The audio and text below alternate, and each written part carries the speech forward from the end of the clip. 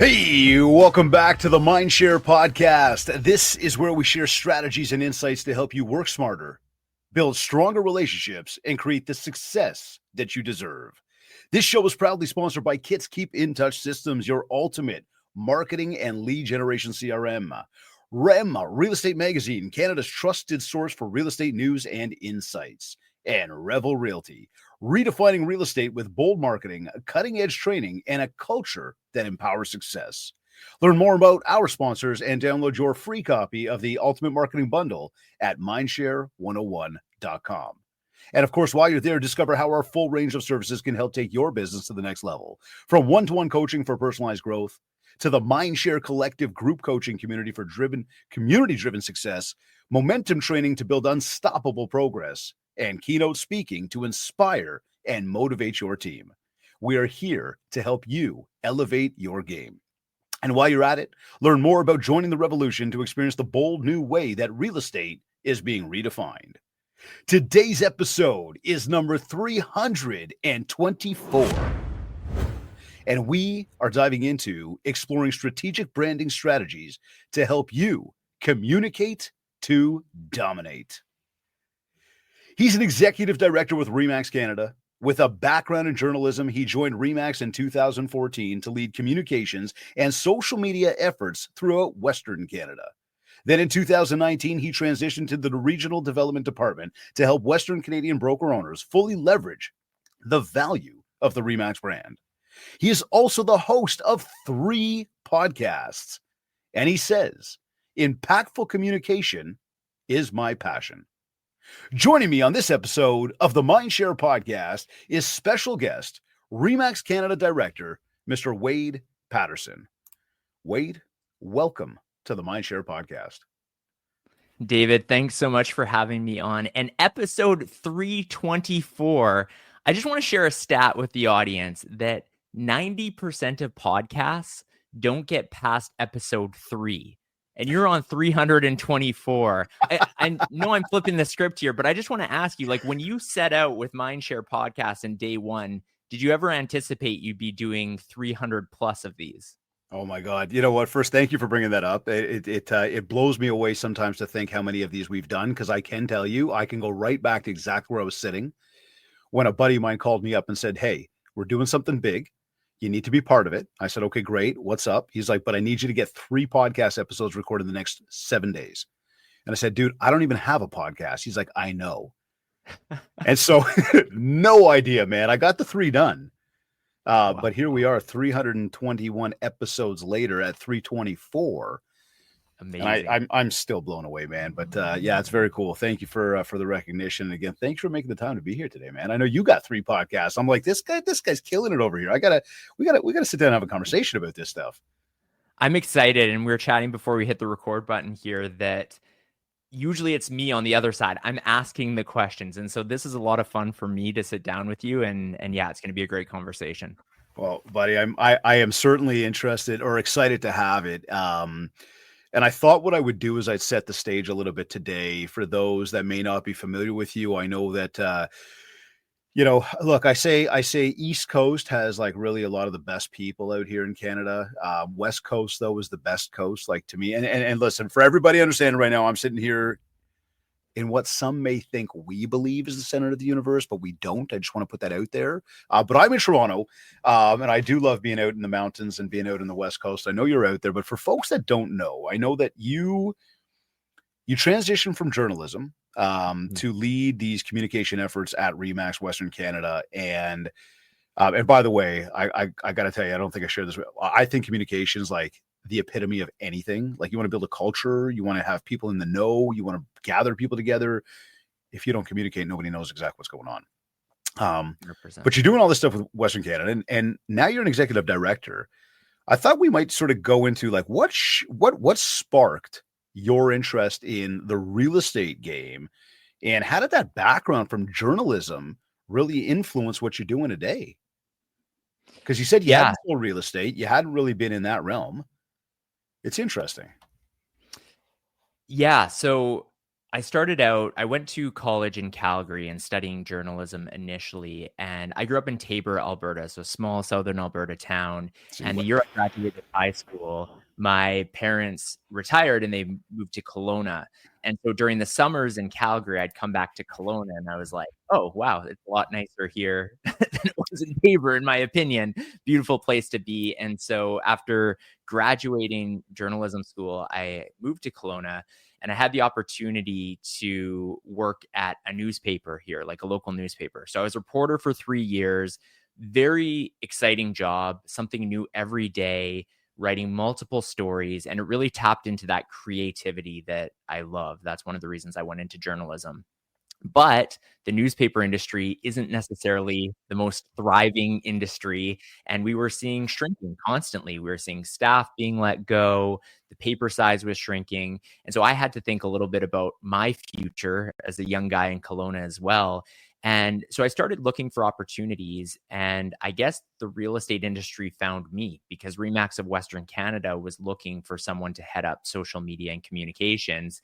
And it blew my mind that a Western Canada headquarters would be in Kelowna. And so it was just kind of perfect timing, a great opportunity. And over the last 10 years, while my background isn't real estate, I've learned to really love and appreciate this industry and build great relationships and grow an appreciation for what agents do on a day-to-day basis. It's incredible. Oh my God, there's so much to unpack with that. I would say, funny, you say about the newspaper and the shrinking. I went in to get an oil change at Mr. Lube the other day, and as you pull up, and like what's typical for Mr. Lube, traditional, they're like, "Would you like a coffee? Would you like a newspaper?" And as he went to offer me the newspaper, I thought in my head, I'm like, "Are we still doing that?" Yeah. So I just thought it was interesting. I also would say, when I say a lot to unpack there with Kelowna, for me personally, I had the chance to ride. So what did we do? We went out to Tofino, I think in like July of 2020 or 2021, like the thick of COVID. We went on this like epic motorcycle trip. And I had no idea. I'd never been to Kelowna before. Sounds beautiful. I know it's in the mountains. Finally got out there and went, wow, this is gorgeous. And then learned, which was interesting, that there's an international airport in Kelowna. There is. And that blew me away because I thought it was a lot smaller than that. Sort of the thing of this massive company having headquarters there, being there and understanding it now I get it, right? But at first I had no idea. And then the last part to all of that is when you say about not having been in the real estate industry but coming out of journalism. I was just sharing this with somebody earlier, I think on a coaching call today, or maybe the past few days I've been talking to that, but it's we get so deeply entrenched in our own businesses that it's usually hard once you're so deep to step out and see what you need to see, right? Like if I sit here as a business owner now and go, yeah, I know everything. That's a very naive way of thinking, right? There's a lot that I don't know. There's a lot that I don't see. There's like, a whole grapevine happening about whatever we do. And I mean, that's for any business that's out there. But when you're so deeply entrenched in wearing those shoes, you don't actually see it. And this would be something that, again, to everybody listening right now, think about that. You think you know, but you may not know. And so for you coming in from an outside perspective, it's actually very unique to come from communication because now you can look and say, well, I can see things that maybe you're not seeing right now. So I see a huge advantage to that.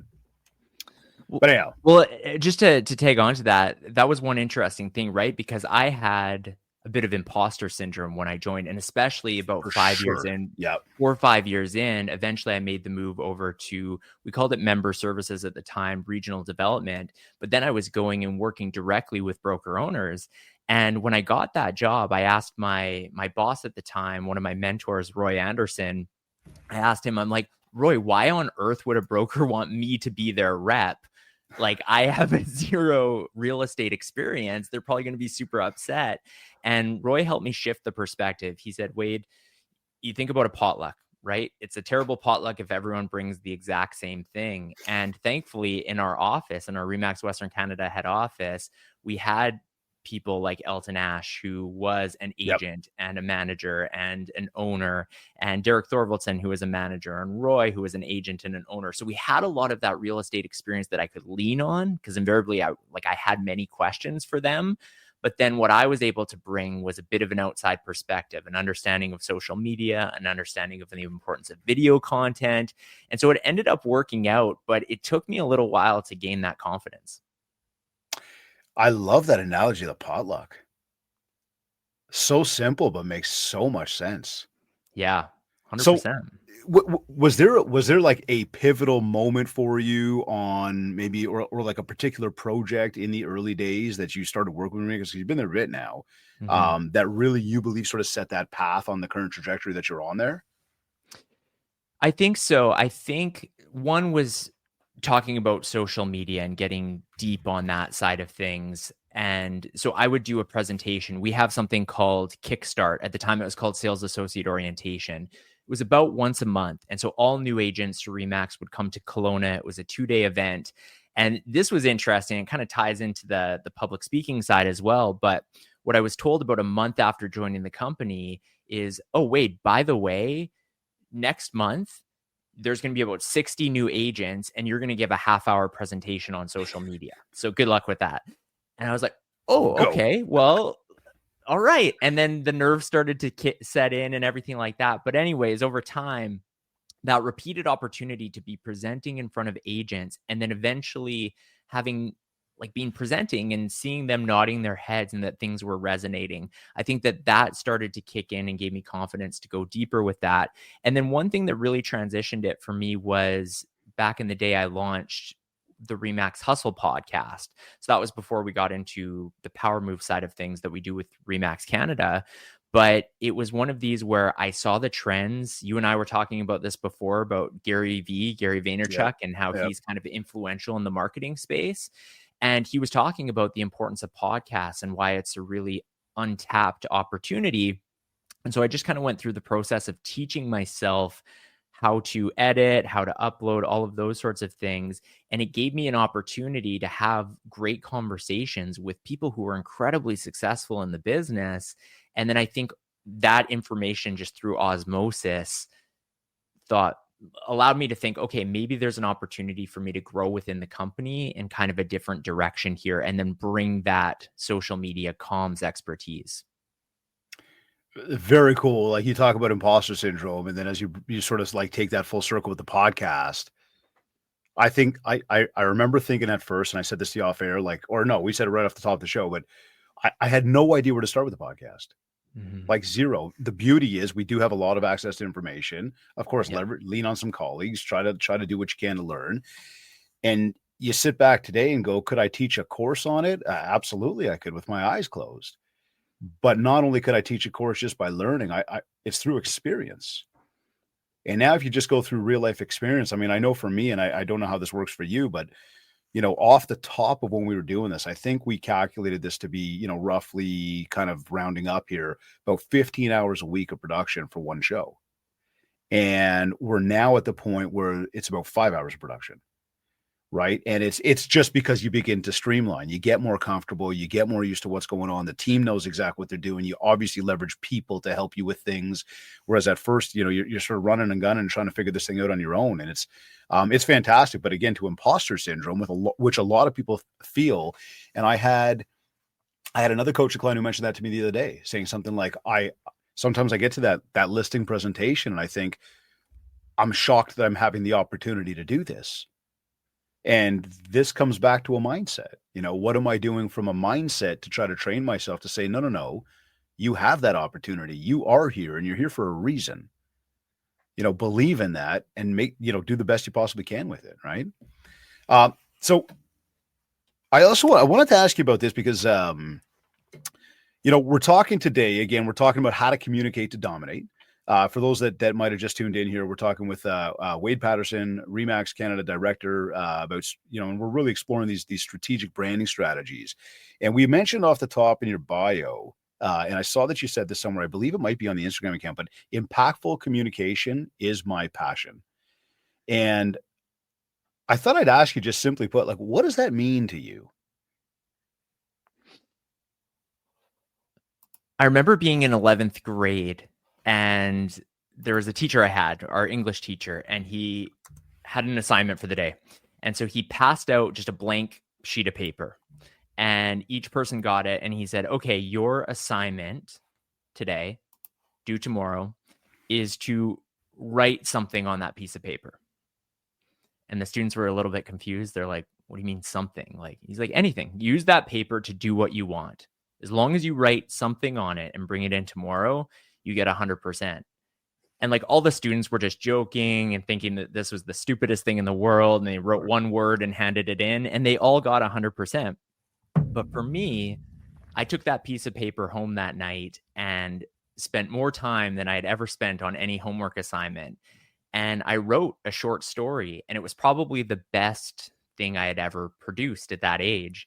And that was my assignment. And what that teacher did is he allowed me to tap into creativity and kind of gave me permission to experiment, to communicate in a way that I wanted to communicate. So that was the initial spark. It was the first time I knew I was passionate about a certain direction for my future. And so I spoke to my career counselor at the time, and he talked about, okay, well, journalism might be a good avenue to go. You write in journalism. And so that was the direction that steered the course of it. So for me, it's taken a few different mediums. It started off with written pieces, journalism, print journalism. And then as I got into Remax, I was excited about the opportunity. It was nice to have a more stable career choice than maybe the newspaper industry. Yeah, sure, especially in the changing landscape. Yeah, exactly. But I was itching a little bit to like still have, I didn't want to lose that creativity side, but it just took different forms. So through social media, there was still the ability to communicate. Now it was digitally. Even through what I mentioned before, being nervous about my first opportunity to give a presentation to agents, that was the public speaking. And so it's taken all of these different forms, but no matter what the medium is, I think that there's a real opportunity for agents, for anyone listening to this, to really have an impact on your audience through these forms of communication. And there's ways to do it, because I think you said at the beginning of the pod, like it's one of the most powerful tools that we have. It's one of the most important things. And so that kind of sums it up. It's just like whatever form, whatever medium it is, I like to communicate or aim to communicate in an impactful way. It makes total sense, and I'm gonna reiterate that and echo what you just said about what I said off the top. But there are so many different arenas that I see that in, where you can look and say, you know, why is something not working? And it really, I mean, as you dive deep into a lot of things, it will seriously come a lot back to that communication or lack thereof. You know, we're speaking with a lot of broker owners these days, and we know the landscape of the office has changed, right? We, you know, people were out of the office for a little bit of time, and then there was that ability to get back in the office, but we've also learned to leverage this digital way of communication in a much more normal way. And even people that were scared of getting on camera are just kind of like, it's normal these days, right? We've gotten past that whole thing. And as we think to, you know, the communication there, let's say from a broker, from a business, from a sports team down to the parents. And I live and die in baseball facilities and diamonds and hockey rinks these days with my son. You know, you see it. And when there's a breakdown of communication, again, you may be thinking one thing, but people may not be aware. You know, you might be thinking, hey, it's great, everybody knows, but they may not know. And I remember a few years back, I even went to one of my assistant coaches on the baseball team. I was head coaching. I said, hey, man, do you know what's going on? He's like, about what? I'm like, just like everything. He goes like, what do you mean? I'm like, about the team. He goes, yeah, totally. I'm like, you feel like you know when practice and games are? Yeah. And times and locations? Yeah. And picture day and uniform colors and home or away jerseys and whatever? Yeah. You're in the know? Yeah. Like anything you don't know? He's like, no, man, I feel good. Okay. And I actually did that with a bunch of parents, just thinking, can you tell me if you know? Because some of them might turn around, and they didn't. And fortunately, they didn't, because we were doing a good job of communication.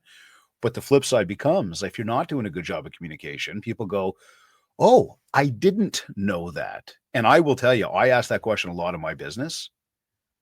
Because again, as we said before, when you're in your business, there's things you may not see.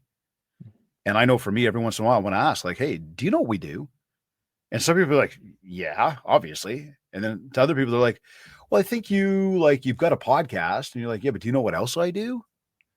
Or they'll talk about something else, right? And you're always trying to figure out, you know, what does that look like? So I wanted to ask you, like, when we talk to our industry right now with the real estate industry, what would you suggest? How would you define what impactful communication really looks like And I guess maybe we just talked about why it's so crucial, but yeah, maybe that first part, like what does that look like from an agent to their people, maybe to their colleagues? How would you define that for people? Yeah, and to double down on that, just what you were saying before, I mean, same thing for us, right? With Remax Canada and what we're doing, like I would say so many times if there's an issue or something goes wrong, when you really boil it down, it might seem like something different on the surface, but it often is communication, whether that's communication between departments, communication with our agents or our broker owners. And it's such a good point that that's fundamental. I think impactful communication for agents or broker owners who are listening to this has different forms. So if we talk about social media, let's discuss something we've already kind of talked about, which is the idea of interviewing other people, right? I think that this is such a great strategy. And I've seen a few agents do it, but I really think it's an untapped opportunity that most haven't really stuck with and made it a dedicated thing. Like, You're bang on. Yeah. yeah. That's it. Yep. And some people have done like the 15 businesses, 15 days, 30 businesses, 30 days. But to really make a community podcast that is featuring local businesses in your community, there is such an opportunity from so many reasons. I mean, first off, you have the full length interview. So if it's a 30-minute conversation, whether it's in person, ideally in person, and have somebody shooting the video. So now that's a piece of content that you can put on YouTube in its full form. And many people who are searching for the community, we know, I mean, Google owns YouTube. It's the #2 search engine in the world. It's going to pop up on many people's searches. And people are veering toward like, hey, I'm not going to read this text article. I'm just going to watch the quick video about this local coffee shop to try to figure out if they're new to the community or they're going to be visiting different places.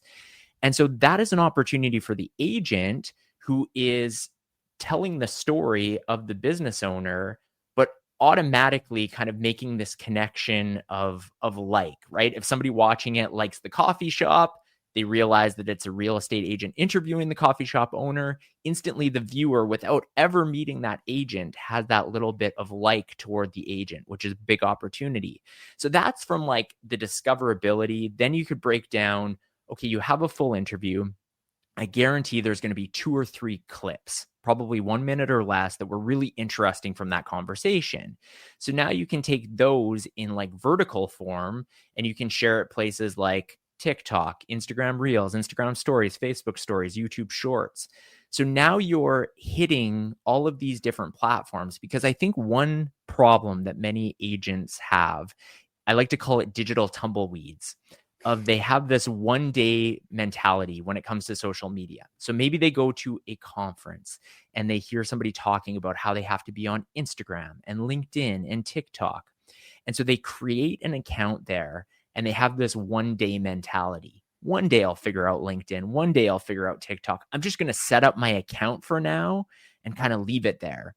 And the problem with that is, if I'm a consumer and I'm looking for an agent to work with, and I'm coming across their information online, and then I'm seeing some of their social media accounts that have these digital tumbleweeds with no activity, I'm instantly making some assumptions about that agent, that maybe they don't understand tech, that they're lazy. If this is how they market themselves as an agent, how are they going to market my property as, you know, one of their clients? And so these are bad assumptions that they're making. And so, you know, with the interview piece, not only are you creating content that's really discoverable and interesting and great, you're also creating different mediums or clips that you can share on these different platforms to keep yourself relevant across all platforms. And then the final thing I would say to this, that's a huge opportunity, is the audience hacking mentality, in the sense that if I'm a new agent, maybe I only have 200 people who follow me on social media. But if I'm interviewing the best local coffee shop in my community, and anyone who's listening to this right now, I challenge you, look this up on Instagram. I guarantee you the most popular coffee shop in your community has minimum 2,000 followers on Instagram. Minimum, probably more. It depends where you live and all of those sorts of factors. Those are all local people too. For the most part. Exactly. Yep. Local people for the Yep. most part, or people who like the community, like them enough to follow them. And so now, even if I don't have a big audience myself, if I'm interviewing this business owner and we kind of chat beforehand, hey, do you mind sharing this content out as well? Now that's me and my business and my reputation and my personality in video form getting in front of that massive audience as well. So that's like one example of what I would see as being impactful communication when it comes to the social media side. I like that. Okay, so let's talk for just a real brief moment on that. Then, when we talk to measuring the impact of, and I'll preface that by saying a lot of times, and again, 324 podcast episodes deep, who knows how many videos have been posted to social media over the past however long we've been doing it. I'd say thousands. I learned pretty quickly that if I'm going to measure myself through likes, views, and downloads, I'm probably going to be pretty disappointed in what I see and maybe feel that things aren't working. However, here we are today, and the first thing you mentioned is about 324 episodes, top, forgive me, whatever you said, 90% or something like that. Like, 90%, or 90% yeah. don't survive. Like, Pass I remember through. being at a trade show, Realtor Quest, a few years back. And the booth next to me, he's a podcast producer. So we start talking and I mentioned, I've got a show. He goes, great. I can help you. Blah, blah, blah. What's the show called? And I told him what the show was called. And he comes back. He goes, oh man, you're like ranked in the top 2%. I'm like, oh, what category? He's like all categories. I'm like, what do you mean? He goes, yeah, like just internationally, you're ranked in the top 2% of all podcasts. I'm like, what? How? What are you talking about? And part of it is you don't recognize sometimes how many people are tuned in. Remember the first time I got interviewed to be on the radio? This guy, the producer of a radio show, messaged me, emails me, and he's like, hi, we've been listening to your show for the past 2 years and blah, blah, blah, blah, blah. And you're like, I've never heard of the guy before. Never had an interaction with him before. He's been listening to my show for 2 years. I never even knew about it. You don't know what you don't know. So now back to the question, right? How would you say, people should measure the impact of this communication strategy, and not just podcasts, but video, anything? It's a long-term game. And I remember I think you had an interview with Katie Lance. She was interviewing you and you were talking about, it was a really good point. You were talking about the fact that real estate relationships, like if you're an agent, it's a long-term play. So we shouldn't always expect these short-term results, right? Like you build these relationships. People don't decide to, buy a house every single day. It's something that like it could be years and years away. And so it's a tough question to answer of how you measure it. Yeah. Other than the fact of like, Gary Vaynerchuk says this as well, as like, what's the ROI of your mother, right? Like how you like these things of like trying to measure everything with ROI. Things clearly do have value. I've never heard him say that, but what a hard-hitting thought, eh? Seriously, right? Like if you break it down, it's one of those things where, not everything needs to be necessarily measured in those tangible numbers. Now, what I think it's important to know is how you're approaching it, right? Like if you're just like, I believe the following two things to be true. I believe social media can be one of the most powerful communication and marketing tools we've ever had access to. Yep. And at the exact same time, I think it can be a complete waste of time. Like either of those statements can be true. It's a matter of how you actually choose to use the tool. So if you're just sat on social media and you're scrong through your news feed and you're telling yourself, stalking people. Yeah. Stalking people, whatever, but with no strategy behind it. And it's just, pure kind of brainless entertainment. I don't think you are doing anything to build your business unless you're kind of intentionally having strategy behind that. However, if you're time blocking, if you're, approaching this with a purpose, if you're putting out content that goes beyond vanity and actually adds value to people, I think that there's a really high ROI and it might not be recognized right away. And I wouldn't get too caught up on the followers and everything because it's one of these snowball effects as well. Over time, you'll start to notice it. You probably have done this where it's like maybe the first 50 episodes, it's like, dang, I'm getting 5 viewers. I'm getting 10 viewers. This isn't really moving the needle. But over time, like you said, you don't even realize, but you have these loyal listeners, these loyal followers, and that can result in relationships as well. So it's a really tough question to answer, like what to be fixated on. But I think it's like any business decision. You don't want to be taking too much time out of your schedule. You want to be strategic. However, I do think you need to have some form of presence digitally. There's a quote by Gary Vaynerchuk. I use this in one of my presentations, but he basically says, if you're not good at creative strategy that is contextual to the social media distribution platforms that completely dominate consumer consumption today, you're dead. And I know I've referenced Gary Vaynerchuk like 3 times. I know for some reason it keeps coming up today. No, but I get it. I actually started that off here earlier. I get it, but I'm with you there, and I would say the same is like, and I make the joke about stalking, and those who follow the show, and I thank everybody who's here today listening to the show. As always, I appreciate you guys. I say this all the time, though. It's that same thing of, like, you can't hire somebody. If you hired somebody to do your social media, it's like hiring somebody to go to a party for you. And I will say, I have a team that helps me. Okay. Yeah. I've got a team that does help me with distribution and content creation. But no matter what, and anybody can attest to this, it's my face, it's my voice, it's my words. I'm the guy. And one thing that's very important, though, is that we're not just, and a mutual colleague of ours who's been on the show before said, and I think he got this from somewhere too, but he said, be interested, not just interesting. And it was a great line, and it really stuck with me. And I know for myself, I've been very much into that for a number of years. However, what it really defines as is I'm not just in there posting content. There is an actual strategy to communicate. And I've always referenced the coffee shop as we come back to a coffee shop and go, you can't just sit down at some random table with some random strangers and start sparking up conversation. I mean, you can, but they might look at you and wonder what you're doing there. Whereas when it comes to social media, you can certainly sit down at that table and speak with those people. And the beauty of the social platform is they will speak with you. Right. And now you have the opportunity to communicate. And where's the ROI from that? Well, you just had another conversation. Yeah, but I didn't, return on investment, money. Whoa. We already said it. Long game. Right. Think long game. So, I mean, again, I love your answer there because there's nothing actually definitive to be able to measure it. And I would suggest to everybody that, don't measure the success based on likes and views and downloads. Instead, measure it based on your consistency, measure it based on your engagement. If you can connect with, 5 to 10 people across your social medias in a day, or go 5 to 10 on your feed, 5 to 10 in your stories, go to the next platform, do the same, be interested in their posts and their life. There's your win. All of that is circle back.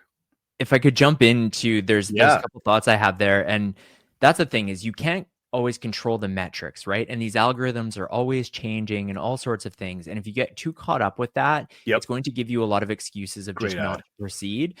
But what you can control, what you just said, is your actions, right? So maybe it's 5 people you're connecting with directly. And there's a lot of power in connecting through the DMs as well. If I send somebody an Instagram DM, it kind of almost tells the Instagram algorithm that, okay, these 2 people, they have some form of relationship. Now I'm more likely to come up in their newsfeed. They're more likely to come up in mine. And so these actions actually do have algorithmic benefit as well. And then what I love so much about that concept, be interested rather than interesting. I'm wondering if that was Simon who maybe mentioned that on an episode. It was actually Tim Sirianos. Tim Sirianos that brought it up, but again, I don't know. I think he quoted it from somewhere, but again, he's always got a back pocket full of those things. He's totally, great. But there's research to back this as well. And I remember, so there was a Harvard study that was done. I think it was 2017, and they actually broke groups. So this is with in-person conversation, and it ties into the impactful communication as well. But the idea, they had 3 different test groups, and one test group was asked to ask more questions in the conversation, like ask more questions to their conversation partner. The second group just have like a normal cadence. The third group, don't ask questions, make it more about yourself, kind of like talking, dominate the conversation that way. And what they found in all of these tests is that the group that would ask more questions was consistently way more liked in every conversation rating. And that goes with conventional wisdom as well. You think about books like Win Friends and Influence People, like they talk about asking questions and that important. So I think that whatever form that is, if that's social media, if that's in person one-to-one, even if you're giving a presentation from the stage, like interacting, getting the other person's feedback, asking them questions, showing a genuine interest is just such a powerful form of communication as well. Again, real important you brought that up. We are talking today, and for those that might have just joined us, with Wade Paterson, director of RE/MAX Canada, and the topic is exactly that: how to communicate to dominate. And you just nailed it. I mean, very well said. And I love the add-on there. So crucial, because it is such a strategic play to ask questions. And I'll come right to, that conversation with that person who comes up to you to be like, "Oh, Wade, how are you, man? It's been a while." You're like, "Oh my God, good to see you." And then you stand there looking at each other and you're waiting for the person who came up to you to continue the conversation. You're thinking, do I have to do this now? But the quickest way to deal with that, or the quickest way to make the phone call and have the conversation, ask a question, then ask another question, and just keep asking those questions, have some active listening happening. And the more open-ended questions you ask, the more they will speak. The more you listen, the more you will have to ask more. You'll learn a lot more. And again, people feel very good about that. Right. So I love the add-on. Now, as we talk about domination, I can't go without bringing this one up. Team Canada, Four Nations Cup champions. You're a hockey fan, right? You're a hockey fan, of course. Right? Yeah. Canadian guy, got to be a hockey fan. But Mr. McDavid scoring the winning goal, and the man to put the final sort of nail in the coffin there for the U.S. team, who was a great hockey team for sure, just not as good as the Canadians. But it is what it is. But I know that he's also the face of some of the upcoming communications coming down the pipe from RE/MAX, from what I've heard. Totally. Yes. Is there an example or something you could share particularly, that either from that particular campaign that might be launching, or anything, something there that just, again, from a very strong brand initiative as to why do we leverage faces like this? Or is it to help make a connection point? Is it, the connection between two brands? Is it, oh, hey, well, if he likes them, I'll like them too? Thoughts, 2 cents to share in any regard to that? I don't know exactly where the question was on that, Wade, but I know exactly where you're going with domination. Had to bring up Canada for a quick minute. So, well, full credit goes to our advertising team on these types of initiatives, because they've done an incredible job the last few years. And where it sort of started, this whole campaign, it's get the advice you need, not the advice other people like unsolicitedly give you, kind of thing. Like basically pointing to the real estate agent is the expert who can give you this information. And so we kind of had like mom-splain and dad-splain was like the example. So we had some commercials where like dad's going when they're going to the house to look at it, and he brought his own cup and he's listening to the walls and all sorts of things. It was kind of like a cute commercial, but it was basically, the premise was that everyone, Bob at the water cooler, your uncle, everyone has an opinion when it comes to real estate, but you want to actually go with those who know, right? Like go with the experts, with the agents. And so this was a campaign. And then what they did a couple of years ago now, or a year and a half ago, was they leveraged Kyle Lowry. And that was like the first athlete venture into it. Yeah, exactly. And so it was kind of like still part of this branch, but hype-splain. And so, he's yelling, "This is our house," and like, and that kind of thing. Yeah. And she starts yelling it with him. Exactly. And that was great, right? Like a great commercial. But then we always try to make data-driven decisions. So we look at the metrics, and what we saw is that was performing higher than a lot of even the more popular, like the Dad-splain commercial, which was really popular amongst our network. Kyle Lowry was still performing beyond that in terms of view duration and all sorts of metrics. And so we wanted to continue going this athlete way. But this year, hockey is our sport, like you said. And so the team went, and that was kind of always the number one choice, because I'm a Calgary Flames fan. Don't hold it against me, but it's that Southern Alberta upbringing that I've always been a Flames fan. I like the Flames. I do like the Flames. Even as a Flames fan, I mean, like our interprovincial rivals are the Oilers. If anyone would be pissed about the sponsorship, it should be like me as a Calgary. That's true, Flames though. fan. You Flames and Oilers fans, it's like us with the Habs or maybe with the Sens. Exactly. Yeah, I get it. Totally. But objectively, no matter what team you cheer for, McDavid is the best player in the NHL. Like, it's just an objective thing. He's got another gear out there. We saw that with the goal in Montreal. Canada versus USA. It's just incredible to watch him. The fact he ends up getting the game-winning goal in the Four Nations in overtime, so exciting, and just kind of solidified why we have this partnership. So yes, it was something that, initially it was data-driven to know we want to keep going the athlete direction. Yeah. And then it's been a good partnership. I can tell you, I look after part of my territory is the Edmonton Brokers.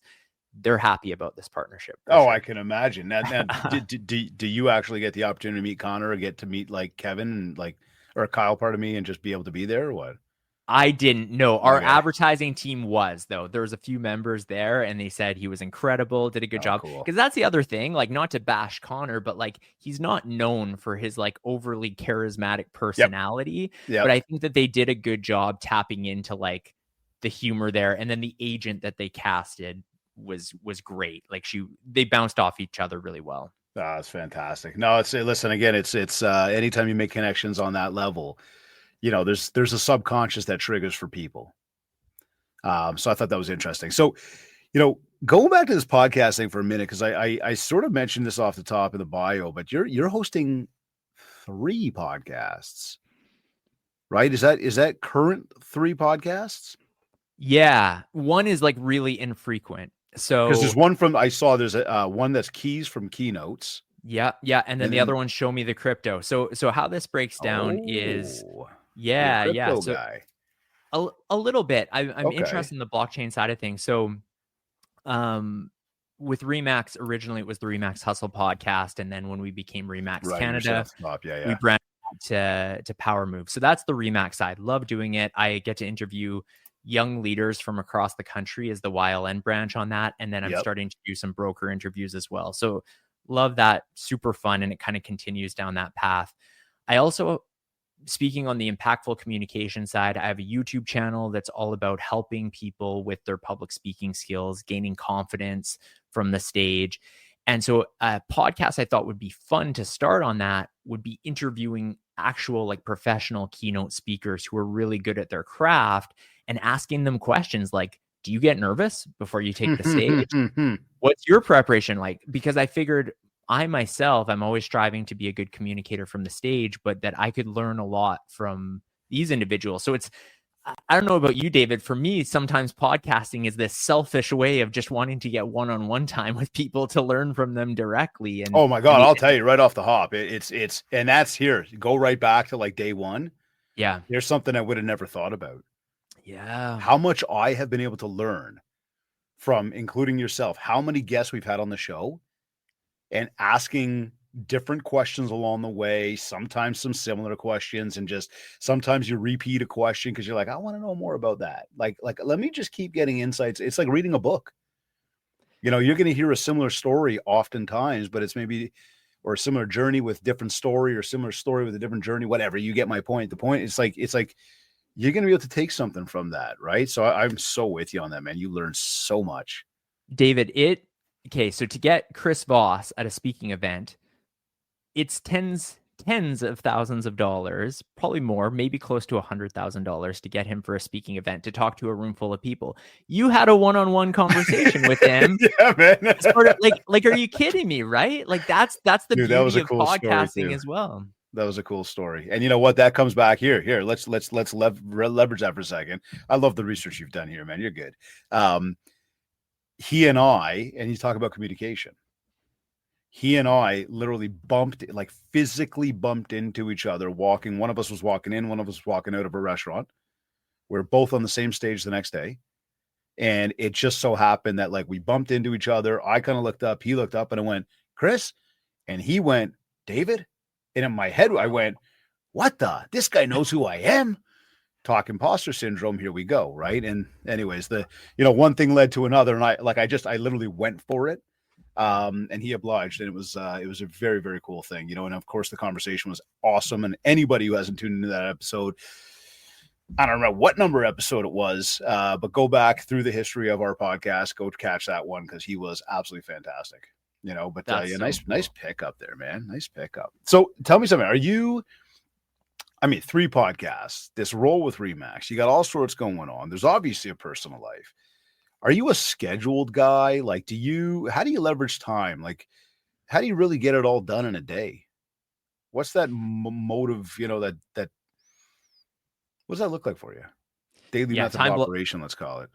time blocking's huge, right? Like I'm a big believer in the time blocking, and it's challenging sometimes because the part of my role is being that conduit for brokers where if Yep. they're having any sort of challenges with anything, they can come to me, and then whether I'm able to answer that directly or I need to loop in a team member to help them out, but I've got to be that person, and it's important to be available. However, and each of my colleagues is a little bit different in how they approach that, but I like to kind of still time block. So there's times where I will just not be checking my phone for an hour because I know if I have it there, I just won't get anything done. Every time I'm distracted, that pulls me away and doesn't allow me to do that opportunity. So I think that when it comes to like the typical work day, I like to set aside my mornings. I know you've had many guests talk about the importance of a morning routine. Yep. I'm a big believer in that as well, of just kind of setting the tone, getting the workout out of the way, getting everything done. So it's like, okay, I've already got a win going into today. And then just being really diligent with that time blocking. Things happen from time to time that are fires that you have to put out. But then I always try to just make up for that potentially later on and readjust, reallocate some time. And then when it comes to all the other stuff that I'm doing, so whether it's the YouTube channel or the other podcast I do that's called Show Me the Crypto, I've just been one of those guys who I'll be watching Netflix and I'm just feeling antsy. Like I need to be more productive. I need to be doing things. And so when I have opportunities, rather than I guess just kind of like going and binging a show, I just would rather reallocate that time and shoot a couple of YouTube videos or do some editing or something like that. So I think I've just got strategic with utilizing that free time. And up until now, haven't had kids. My wife and I are expecting our first in about a month. So I'm sure this will be completely different for all those. You think you're going to be recording as many podcasts in the nice quiet spaces, eh? Exactly. It'll all get thrown on its head, and that's okay. I'm up for it. But up until now, I've been able to kind of manage those things, but it's been a lot of fun. And then I will say what's been beneficial, and I appreciate this about Remax as well, because, there's always that fear, that perception of like, well, what if a broker sees that I have a YouTube channel that's about something different, right? Like, is that a bad thing? Are they frustrated that I'm not putting that much energy into Remax?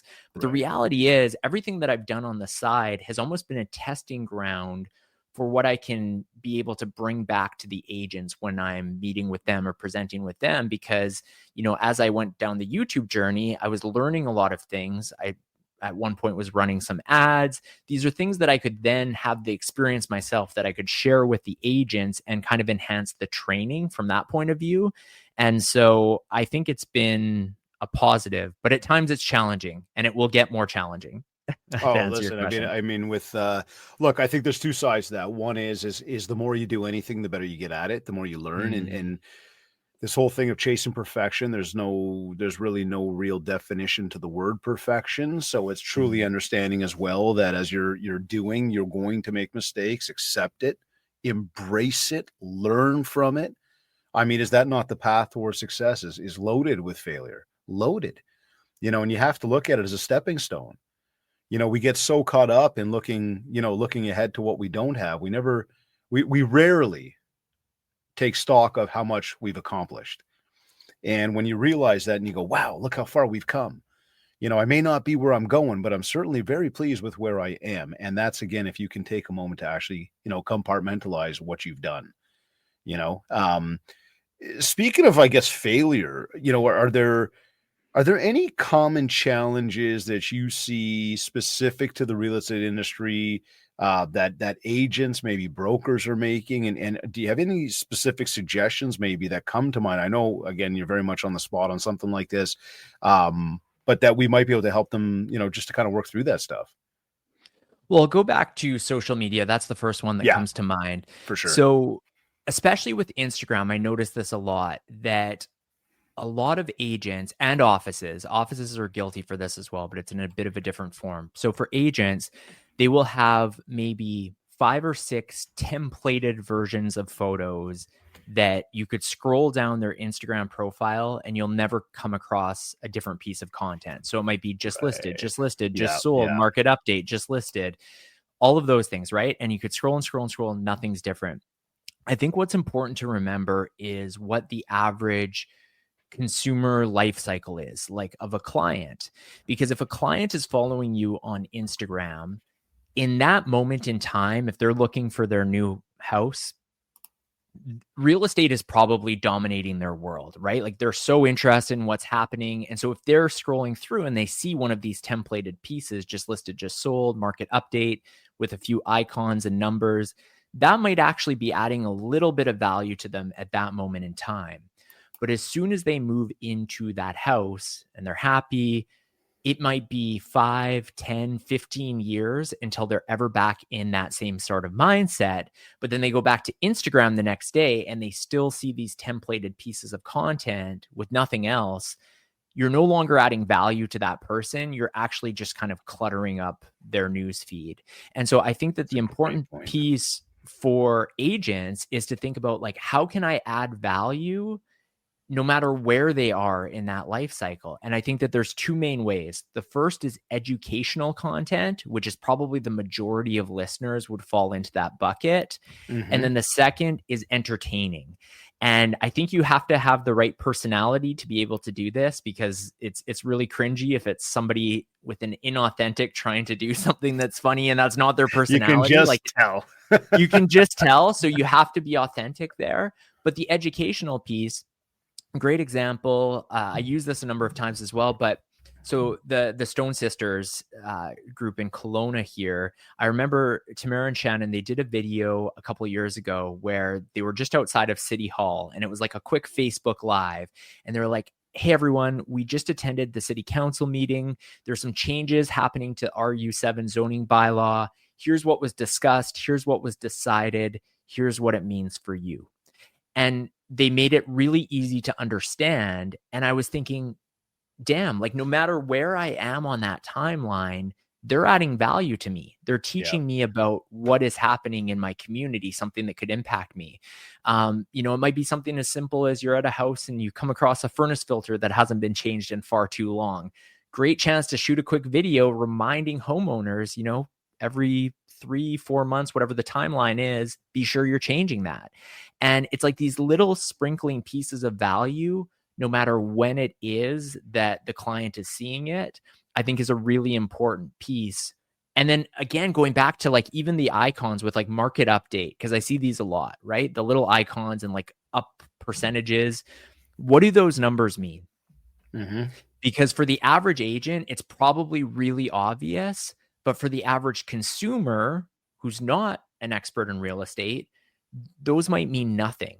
So instead of just showing a template with icons and numbers, shoot a quick video. Talk about Put this into perspective, explain it, break it down for anyone so they can understand it. So these are some of the ways I think people can add value online. I like that. Great points to that. And it's really bringing the graphics, the words to life. We say a picture tells 1,000 words. I mean, imagine what a video can do for that. Right. Now, as part of, today's conversation is very much around, the communication. We've also kind of, it's branding, right? It's exploring those branding strategies. And I guess maybe it's what you just said around defining that strategic balance between building up your brand with strong communication really comes back to maybe even the example you just shared about the Stone Sisters there. Right. Like I think that there's a really good point there. And this comes back again to anybody. You're not looking for perfection. We are not looking for the brightest, shiniest object, but what we're looking for is something clear and concise that people can pick up on. And I think it's a great point you hit home on, because I know for me, and I'm sure for you, our social media feeds are flooded with realtors. And this is my sandbox. I'm totally happy about it. I will say, though, when I do tap into a realtor's feed, specifically their feed, and I'm just seeing a lot of the templated stuff, it's business boring, right? There is no reason. And where you nailed that point there is because we see it from a lot of people, but where you nailed that point is, maybe in the home buying process, selling process, I might be going, okay, great, this is interesting. After that, it's no longer interesting. And there's no reason to bring me back. I think that was a very, very strong point.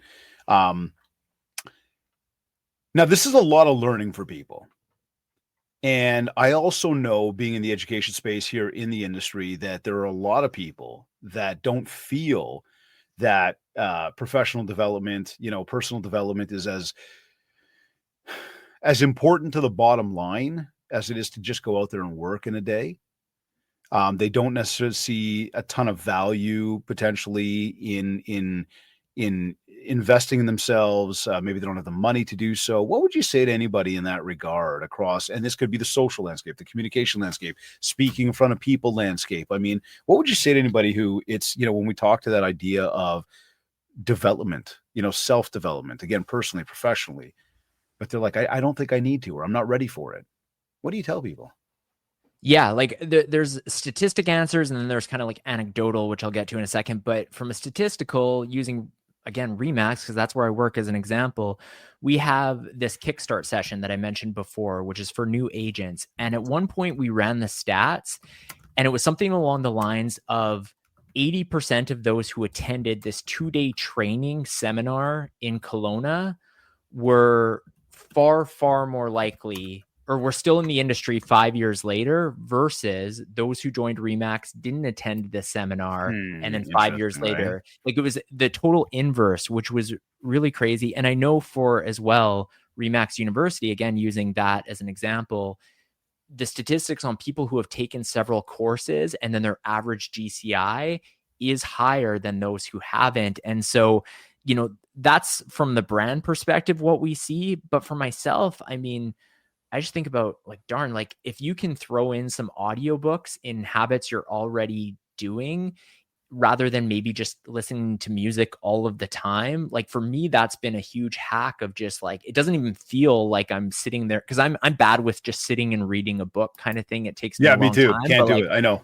If I can throw the audiobook in and be gaining things, it's like, again, there's so many examples of ways you can streamline, you can become more effective. If you take the time to learn some of these AI tools right now, you're getting yourself back time. So for somebody who's like, oh, I don't see the value of it, it's like it's not about just adding a bunch of stuff to your plate. It's actually about you learning some skills, learning some strategies that are going to help you be more effective and gain time back. Like that's the ultimate goal, I think. Ultimate, Yeah. man. So speaking of books, podcasts, anything you recommend that anybody tap into, something maybe good that you're reading / listening to right now? I know it's a loaded question for me because I'm like 2 books a month. I'm like, laughing, whoa, David, because what are you looking for? Right now, if you looked at my Audible, it's all like how to be a dad books. It's a kind of. Oh, I thought you were going to say it's total MindShare podcast. I was like, yeah, I get it. Well, that of course as well. I think so. One that sticks with me, if you haven't read Win Friends and Influence People, I mean, that's just such a good fundamental book of just, talking about communication, relationships, just such important things for everyday tangible skills. Throw a smile on your face when you're out there, right? Like it's things that until you start breaking down these simple concepts, like I remember when I was reading that and then I went and I was in the mall and I'm smiling, I felt like I was the only one. Everyone just had a frown on their face. And it's like these little tweaks that we know are the right things to do. We just have to be reminding ourselves of them from time to time. And then the other one, I'm a big fan of Hal Elrod. He wrote The Miracle Morning, really breaking down that morning routine, basically saying there's, 6 activities you can do every morning that in his research was the difference between people who were successful and not. It was the people who were really managing their mornings well, getting, exercise, reading, writing, affirmations, all of those sorts of things. So those are 2 that come to mind, but there's so many good books out there, and, just take on one at a time, throw it in your ears as you're doing a workout and gain some knowledge. It's worth it. It's the best way, man. I say to anybody, if you've done your phone calls for the day and now you're in the car driving, turn on a book, forget the music. Yes. If you're at the gym, I know it's fun to listen to tunes while you're pumping weights, but like throw on the book. You're going to learn so much. We feed our bellies, 3 times a day, some people 5 times a day. How often are you feeding your brain? And again, I would say to everybody tuning in the podcast right now, congrats, you are doing that right now. 100%. What would you say to anybody who says, I can't?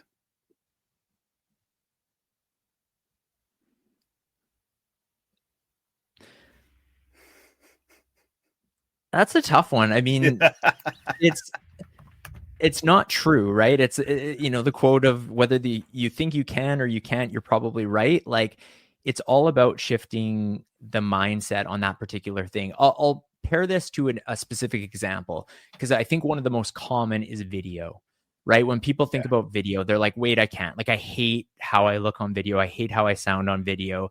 It's such a stumbling block. And I saw a question come in as we're doing this as well about talking about authenticity. And so that's the thing too, is that for some people, they might not feel authentic being on video initially, but that doesn't mean that you should never do video. It's something that you work at, right? Like, there's my first early videos were super, like, I can't watch them. Like, it's painful to watch those pieces of content, but that was my chapter one. That was my very beginning at it. And anything in life, you have to work at it. You go over time. So if somebody said, I can't, I would ask, well, how much time have you actually put toward doing this? Like, have you given it a real effort?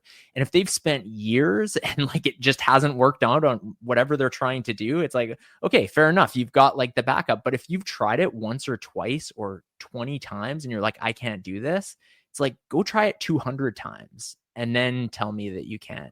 Like, you've got to put in the reps. This is anything, we're talking about communication, that's video content, that's social media, that's public speaking.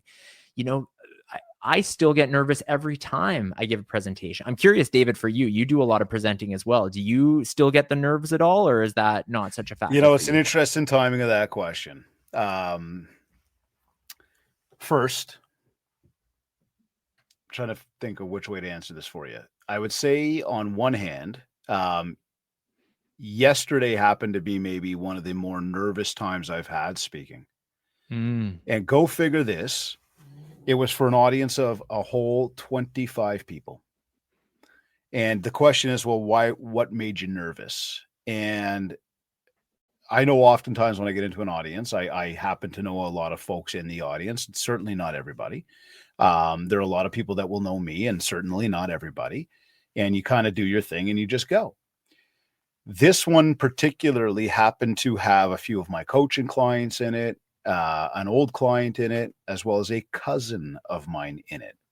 And it was one of those where my cousin never really seen me speak, or she's never been in the room when I've spoken. She's probably seen me online and social. And it was just different. And I thought, wow, I can't believe I've got these nerves going into this. And of course, the minute you take the stage, you're like, I'm not nervous. Like, we're good. I know what I'm doing. But I will say, I was in New York a number of years ago in the green room at Inman Connect. And I was about to go keynote the marketing track. And I happened to bump into Simon Sinek. And Simon and I are talking, and we're there. And again, when you're in that green room, it's kind of like you're good. You're sort of, we'll talk to each other. Never spoken to him before. Didn't know him from a hole in the wall. He didn't know me. But, we just got to kind of like shoot in the breeze a little bit.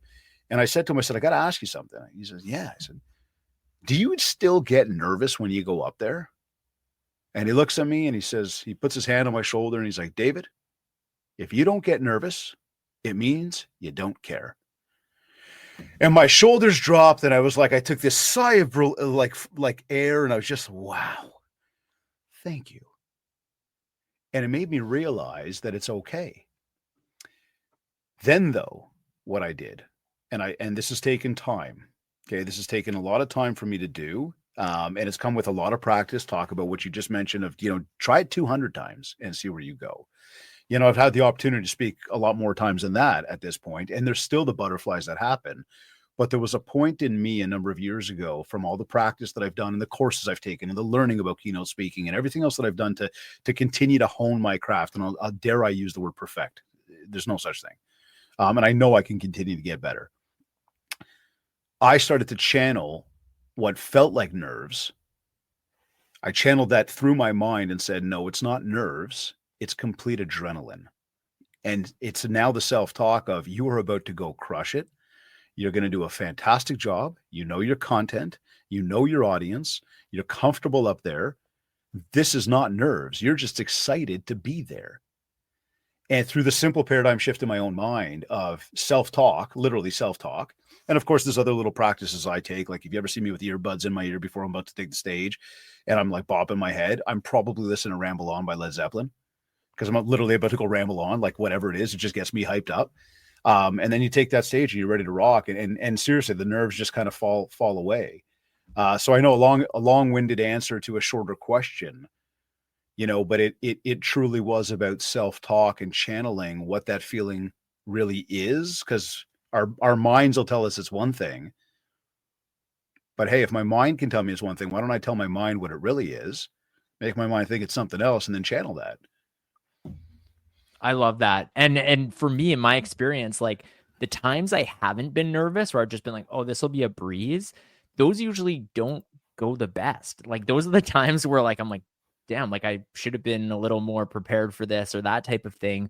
Whereas I love your reframing of it, of like the nerves are actually a good thing. This is part of it. And just to circle back to the point about the small room, it's such a good point. And this is something that like people assume, like talking in front of 600 people, sure, that's daunting, that's scary. But in some ways, that's easier than talking to 6, because depending on the room layout, who those people are, all sorts of things, like there's different factors there. But I guess to anyone listening to this, I did a quick poll with our brokers and then also with we call it the Young Leaders Network within Remax. Yeah, a while in there, yeah. Yeah, and I asked them 2 questions. I asked them, number 1, how important do you think public speaking is to your skills as a leader?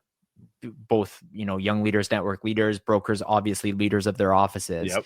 The average rating was about 9.4, 9.5 out of 10 as an importance skill, like the most important skills that you could have. And then I said, okay, how do you rate yourself as a public speaker? And the average rating was around 6.3. Okay. So there's clearly higher than I thought you were going to say, actually. Yeah. And there's some 1s, some 2s, but for the most part, but these are people who probably every week, especially with the brokers, are giving presentations to groups. They know what they're talking about, but still. And so I think, if you're listening to this or watching this and, you get quite nervous with public speaking, just know that that's okay. And it's an important skill to work on, because I think it is one of the most important things that a leader can have. And not just me saying that, clearly the membership as well. Oh, I love that you brought that up. And I mean, we could go on about that topic for a whole long time, because I do believe that, again, and as we've taught, hey, full circle, right? We've talked about communication a whole bunch today, and that's really what the premise of today's conversation was about, the importance thereof. And it could be a one-on-one, it could be a one-to-many, and that one-to-many could be online or it could be offline. They do say, and this is where I do, often question if something is seriously wrong with me, because they say, one of the biggest fears most people have in life is speaking in front of a crowd. And I'm like, put me in, coach. So I'm not really sure where the whole thing's gone backwards, but yeah, it doesn't go without the nerves. It doesn't go without the practice. I mean, she doesn't do this anymore, but Jennifer, my wife, would ask me at times, she's like, what are you rehearsing? I'm like, oh, my presentation. She's like, but you've given that one, and your content. And I'm like, yeah. She's like, so why are you rehearsing it? I'm about to go give it again. And I want to make sure I'm good. I want to make sure I'm amazing. I want to make sure that I can deliver for the people in front of me. And if I can do that and I can help them in some way, shape, or form move the needle for themselves, even one little bit or a whole bunch, we're winning. We're winning. And that's a special thing. That's an important thing. And I just want to jump in. One last thought on this is that what you just said there, because this is a mistake I made for years. It was more of a selfish piece of like, yeah, public speaking was scary, but I loved it. Why did I love it? Because people would high five me after and they'd say, Wade, you crushed it, and all those sorts of things. And I started to realize there needs to be a deeper reason for why you're going up there. And it needs to be about the audience. It needs to be about the audience of like, what are they getting from it? What's the purpose? And so for me, when the nerves are happening and I'm about to present to brokers, rather than make it about myself, I have to think, why is it important that I do well? Because this is good information that will help them in their businesses. And so if I'm able to communicate in an effective way that they learn from, it will help them. And so like by reframing it that way as well, not just with the nerves, like you pointed out that great idea, but also what your audience can get from it and why that's important. I think those are two really key points. Look, I will tell you too, and I love the fact that you brought that up, because that's for me that was a big learning as well. right? Like, if I take you way, way back when it came to the speaking idea, this was sales presentation. And it has evolved, but I mean, the evolution of it over the number of years plus, decade and a half, probably more, I learned and I evolved and I realized this is not, I'm no longer, it's not a sales presentation anymore. And quite frankly, when I deliver and I help people that are there, hey, you want to go figure out what else we can help you with? Please, we've got a lot of resources you can tap into. My goal today is to do something for you in this moment that you're going to be able to take away and put into action. And when you do that, and it works, you will thank yourself. And at that point there, I won. Like, it's somebody's helping themselves with something. It's because of something that was said on that stage in that room that day. It is truly the most amazing thing in the world. And people come right back to ROI. Put the ROI on that. Okay. That's right. I don't know, man. A big smile, a big thank you. And I will tell you, and I've had a lot of cool high fives on stages after speaking. A really, really cool one, though, was when I went up, did my thing. Magic Johnson went up and did his thing. And then I went back up once he was done his thing. And we high-fived each other as we were walking by. And I was like, that's Magic Johnson, man. I feel like I just hit a three-pointer, bro. That's crazy. It was a very cool feeling, man. That's cool. So as we talk about this, I would ask you then, as we're closing out here, it's the end of the day. You've gone through your day. You've done all sorts of amazing things. You've really been in control no matter what's happened, but you're going to lay your head down. How do you know it's been a successful day for you? I like to ask myself, how much money did I make? I'm just kidding. I'm like, this guy's a regular listener. There's no way he's about to say that. I know. Had to throw it back to the fact that that's never been given. No. So for me, it's a balance. It's two things. And it's kind of how I start my morning. And I think this ties into the conclusion. So I like to do every morning 7 things I'm grateful for. The first 2 are always the same. The number 1's my wife. Number 2 is our healthy baby girl that's coming, and hopefully all of that works out well, goes smoothly. So those are the first 2 things, and then I always find 5 other things to be grateful for, and there's always 5. Like, it's, if you think like, oh, I don't know what, like everything's crummy, blah blah blah, it's like, are you sick? No. Okay, great. Like, is your family members alive? There's some, like, you can really get basic on it. Man. There's so much there that we can be grateful for. So that's a key part. And then the other side of that is what I'm striving towards. So a few just key goals, things that, whether that's annual goals or different things, it's just kind of like a 20-second thing that I have in my head, hitting those different parts of things that I hope to achieve in the future. And so that's kind of the balance. And so I would say, how do I analyze whether the day's been successful? Number 1 would be, did I move the needle of growth on some of those things that I'm striving toward? And even if it was a day that maybe that didn't happen for one reason or another, it's kind of like not worrying so much about that, but then just going back to the gratitude of like, okay, well, do I still have, is my wife still here? Is there, our house isn't on fire, like things like that. And so I think no matter what, you can still end the day with a win that way. But having that balance of what you're striving toward to move forward, but also be appreciative for what you have. Great answer. Absolutely love it. And obviously, you obviously listen to the show because you knew exactly where I was going with that when you brought the money. I was like, yeah, right. Here we go, right? But seriously though, it is so crucial, and we take so much of life for granted. So I love that answer. Wade, any if you had to summarize today's conversation, or any final words of wisdom, just to kind of sail everybody off this week into the sunset from this show, how should we close out today? What have you got?